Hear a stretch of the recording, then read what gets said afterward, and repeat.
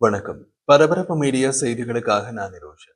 அமெரிக்க ஜனாதிபதி டொனால்ட் டிரம்பின் 20 அம்ச திட்டத்தின் முதல் கட்டத்தை செயற்படுத்த இஸ்ரேல் தயாராகி வருவதாக பிரதமர் அலுவலகம் இன்று சனிக்கிழமை அதிகாலை உறுதிப்படுத்தியது. இஸ்ரேலிய பிரதமர் அலுவலகம் வெளியிட்ட செய்திக்குறிப்பில் ஜனாதிபதி டிரம்பின் தொலைநோக்கு பார்வைக்கு இசைவான இஸ்ரேல் வகுத்துள்ள கொள்கைகளின்படி போரை முடிவுக்கு கொண்டுவர ஜனாதிபதி மற்றும் அவரது குழுவினருடன் முழு ஒத்துழைப்புடன் தொடர்ந்து பணியாற்றுவோம் என்று தெரிவித்துள்ளது. ஜனாதிபதி டிரம்பின் காசாவில் போரை முடிவுக்கு கொண்டு வருவதற்கான ஒப்பந்தம் தொடர்பான பேச்சுவார்த்தைகளில் மீண்டும் ஈடுபடும் முயற்சியில் அனைத்து பணிய கைதிகளையும் விடுவிக்க தயாராக இருப்பதாக ஹமாஸ் வெள்ளிக்கிழமை இரவு கூறியது. ஜனாதிபதி டிரம்பின் திட்டத்தில் உள்ள கைதி பரிமாற்ற சூத்திரத்தின்படி அதற்கு தேவையான கள நிலைமைகள் பாதுகாப்புக்காக இருந்தால் உயிருள்ள மற்றும் இறந்த அனைத்து பணிய கைதிகளையும் விடுவிப்பதாக ஹமாஸ் ஒரு அறிக்கையில் தெரிவித்துள்ளது. கள நிலைமைகள் பாதுகாப்பாக இருந்தால் என்று குறிப்பிடுவதன் அர்த்தம் காசாவுக்குள் தாக்குதல் நடந்து கொண்டிருந்தால் பணிய கைதிகளை விடுவிப்பது பாதுகாப்பானது அல்ல. அதனால் தாக்குதல்களை முதலில் நிறுத்த வேண்டும். அதைத் தொடர்ந்து காசா மீது குண்டுவீச்சு நடத்துவதை இஸ்ரேல் உடனடியாக நிறுத்த வேண்டும் என்று ட்ரம்ப் கூறினார். ஹமாஸ் அதிகாரிகள் பின்னர் சர்வதேச ஊடகங்களுக்கு தெரிவித்த போது பணிய கைதிகளை விடுவிப்பதற்கு அமெரிக்க திட்டத்தில் குறிப்பிடப்பட்டுள்ள 72 மணி நேரத்தை விட அதிக நேரம் எடுக்கும் என்றார்கள். ஹமாஸ் மூத்த அதிகாரி மௌசா அபு மல்சூப் அல் ஜசீராவிடம் பேசிய போது உயிருடன் உள்ள பணிய கைதிகளையும் கொல்லப்பட்டவர்களின் உடல்களையும் விடுவிக்க 72 மணி நேரத்திற்கும் மேலாகும் என்று கூறினார். தற்போதைய சூழ்நிலையில் அப்படி ஒரு காலக்கெடு நடைமுறையில் சாத்தியமற்றது என்று கூறினார். வெள்ளிக்கிழமை மாலை காசா போரை முடிவுக்கு கொண்டு வருவதற்கான அமெரிக்க ஜனாதிபதி டொனால்ட் டிரம்பின் திட்டத்திற்கு ஹமாஸ் தனது பதிலை மத்தியஸ்தர்களுக்கு வழங்கியதுடன் பாலஸ்தீனிய தேசிய ஒருமித்த கருத்து மற்றும் அரபு மற்றும் இஸ்லாமிய ஆதரவோடு தேர்ந்தெடுக்கப்பட்ட பாலஸ்தீனிய நிர்வாக குழுவிடம் காசா பகுதியின் அதிகாரத்தை மாற்றுவதை அங்கீகரிப்பதாக உறுதியளித்தது. ஹமாஸிடமிருந்து எதிர்கால பாலஸ்தீன ஆட்சியாளர்களுக்கு ஆயுதங்களை மாற்றுவதன் மூலம் அதிகாரம் ஒப்படைக்கப்படும் என்று மர்சூக் உறுதியளித்தார். அதாவது பணிய கைதிகள் அனைவரையும் விடுவிப்பதுடன் ஹமாஸ் ஆயுதங்களை கீழே போடவும் தயார். புதிய தலைமையிடம் நிர்வாகத்தை ஒப்படைக்கவும் தயார். காசாவுக்கு வெளியே இருந்து கூறப்படும் இந்த உத்தரவாதங்களை காசாவுக்குள்ளே ஆயுதங்களுடன் இருக்கும் ஹமாஸின் தலைமை ஏற்றுக்கொள்ளுமா என்பது தெரியவில்லை. அத்துடன் பாலஸ்தீனிய இஸ்லாமிய ஜிகாத் மற்றும் இதர இயக்கங்களும் ஆயுதத்தை கீழே போட தயாரா என்பதும் தெளிவாக இல்லை. ட்ரூத் சோஷியலில் ஒரு அறிக்கையில் ட்ரம்ப் எழுதிய போது ஹமாஸ் சமீபத்தில் வெளியிடப்பட்ட அறிக்கையின் அடிப்படையில் அவர்கள் ஒரு நீடித்த அமைதிக்கு தயாராக இருப்பதாக நான் நம்புகின்றேன்.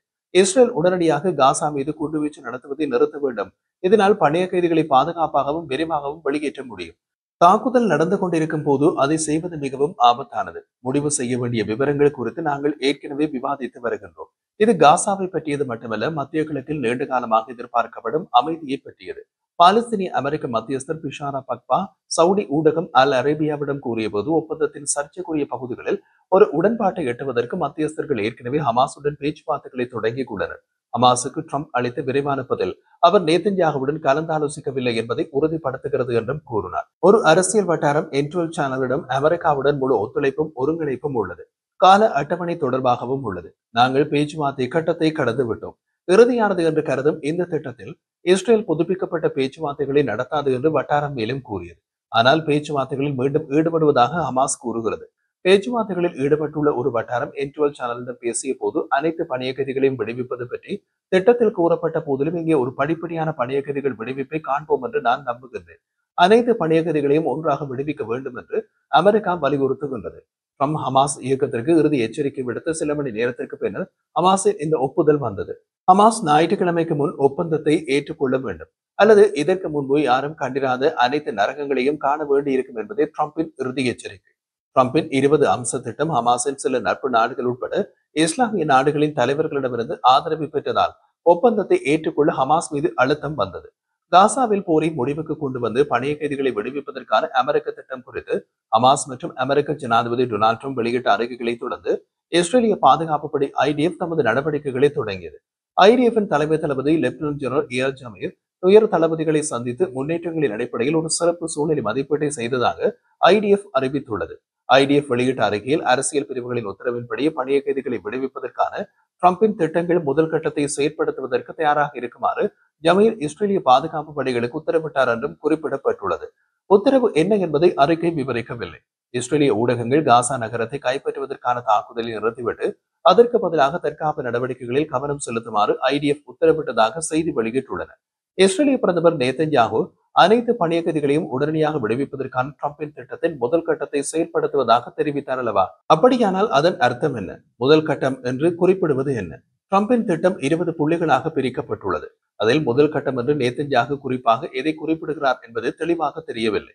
மேலும் ட்ரம்பின் திட்டத்தின் விவரங்கள் இன்னமும் இறுதி செய்யப்பட்டு வருகின்றன என்று ஜனாதிபதி ட்ரம்ப் 1 மணி நேரத்திற்கு முன்பு ஓவல் அலுவலகத்தில் இருந்து வெளியிட்ட ஒரு காணொலியில் கூறினார். 20 புள்ளி ட்ரம்ப் திட்டத்தின்படி காசாவை அதன் அண்டை நாடுகளுக்கு அச்சுறுத்தலாக இல்லாத ஒரு தீவிரவாதம் இல்லாத மண்டலமாக மாற்ற கோரிக்கை விடுக்கின்றது. காசா மக்களின் நலனுக்காக காசா மீண்டும் அபிவிருத்தி செய்யப்படும் என்றும் அது கூறுகின்றது. இந்த 2 படிகள் எட்டப்பட்ட பின்னர் போர் உடனடியாக முடிவடையும் என்று ட்ரம்பின் 3வது புள்ளி கூறுகின்றது. இஸ்ரேலிய துருப்புக்கள் ஒப்புக்கொள்ளப்பட்ட கோட்டுக்கு பின்வாங்கும். மேலும் அனைத்து தாக்குதல்களும் நிறுத்தப்படும். இரு தரப்பினரும் கைதிகள் பரிமாற்றத்திற்கு தயாராக வேண்டும். ஹமாஸ் அனைத்து இஸ்ரேலிய பணைய கைதிகளையும் உயிருடன் மற்றும் இறந்த நிலையில் விடுவித்த பின்னர் இஸ்ரேல் கிட்டத்தட்ட 2000 பாலஸ்தீனிய கைதிகளை விடுவிக்கும். ஹமாஸ் மத்தியஸ்தர்களுக்கு கொடுத்த அதிகாரப்பூர்வ பதில் ஹமாஸின் பொது அறிக்கைகளைப் போலவே இருந்ததா என்பது உடனடியாக தெரியவில்லை. ஏனென்றால் ஹமாஸின் பொது அறிக்கை காசாவிலிருந்து இஸ்ரேலிய படைகளை திரும்ப பெறுவதற்கான திட்டம் குறித்து ஹமாஸின் மனக்குறைகளை பற்றி எதுவும் குறிப்பிடப்படவில்லை. இஸ்ரேலிய துருப்புக்களை திரும்ப பெறுவதை மெதுவாக்கவும் கட்டுப்படுத்தவும் நேத்தன்யாகு இறுதி நேரத்தில் செய்த மாற்றங்களில் அதிருப்தி காரணமாக ஹமாஸும் மத்தியஸ்தர்களும் இந்த விவகாரத்தில் திருத்தங்களை கோருவார்கள் என்று எதிர்பார்க்கப்படுகிறது என்று ஒரு அரபு நாட்டு ராஜதந்திரி தெரிவித்தார். அமெரிக்க திட்டத்தின் ஒரு தரப்பான ஹமாஸ் கொள்கை அளவில் திட்டத்தை ஏற்றுக்கொள்கின்றது. ஆனால் திட்டத்தை செயற்படுத்த பேச்சுவார்த்தை தேவை என்று கூறுகின்றது. கூடுதல் பேச்சுவார்த்தைகளை நடத்துவதில் அமெரிக்கா எந்த அளவுக்கு ஆர்வமாக உள்ளது என்பதும் தெளிவாக தெரியவில்லை. 20 அம்ச திட்டத்தின் சில பகுதிகள் உண்மையில் தெளிவற்றவை. அடுத்தடுத்த பேச்சுவார்த்தைகள் இன்னமும் தேவைப்படும். உதாரணமாக இஸ்ரேலிய துருப்புக்கள் படிப்படியாக திரும்ப பெறப்படுவதை வரையறுக்கும் விளக்க வரைபடத்தை குறிப்பிடலாம். வரைபடம் சரியான அளவில் உருவாக்கப்பட்டதாக தெரியவில்லை. ஒரு விதமான குத்து மதிப்பாகவே படை விலகல் திட்டத்தில் காட்டப்பட்டுள்ளது.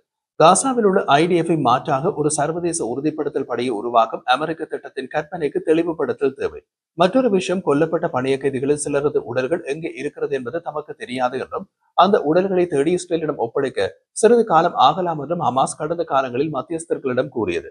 காசாவின் எதிர்காலம் தொடர்பான அனைத்து பிற பிரச்சனைகளிலும் ஹமாஸ் நிரந்தரமாகவே ஆயுதமற்ற நிலையில் இருக்குமா என்ற கேள்வியும் அடங்கும். காரணம், இது ஹமாஸுக்கு ஒரு சிவப்பு கூடாக இருந்த அமெரிக்க திட்டத்தின் ஒரு முக்கிய அங்கம். மேலும் பாலஸ்தீனிய மக்களின் எதிர்கால அரசியல் அபிலாஷைகள் குறித்து தேசிய உரையாடலில் பங்கேற்க ஹமாஸின் விருப்பம் ஒப்பந்தத்தின் விதிமுறைகளுடன் முரண்படுவதாக தெரிகின்றது. ட்ரம்பின் திட்டத்தில் காசாவின் நிர்வாகத்தில் ஹமாஸுக்கு நேரடி அல்லது மறைமுகமான எந்த பங்கையும் கொண்டிருக்க முடியாது என்று கூறுகிறது. இஸ்ரேலிய ஆக்கிரமிப்பு முடிவடைவதற்கு முன்பு ஹமாஸ் ஆயுதங்களை கீழே போடாது என்று மர்சூக் அல் ஜசீராவிடம் கூறினார். ஹமாஸின் ஆயுதங்கள் குறித்து மற்றொரு சுற்று பேச்சுவார்த்தைகள் நடத்தப்பட வேண்டும் என்றும் அவர் கூறினார். எதிர்கால பாலஸ்தீனிய அரசிடம் எங்கள் ஆயுதங்களை ஒப்படைப்போம். மேலும் காசாவை யார் ஆட்சி செய்கின்றார்களோ அவர்கள் கையில் எங்கள் ஆயுதங்கள் இருக்கும் என்று மர்சூக் கூறினார். அந்த எதிர்கால பாலஸ்தீனிய அரசு அமைவதற்கு முன் ஒரு இடைக்கால நிர்வாகத்தை ட்ரம்பின் திட்டம் குறிப்பிடுகின்றது. அப்படியானால் காசாவில் ஒரு இடைக்கால நிர்வாகம் செயற்படும் போது ஹமாஸ் ஆயுதங்களுடன் இருக்குமா?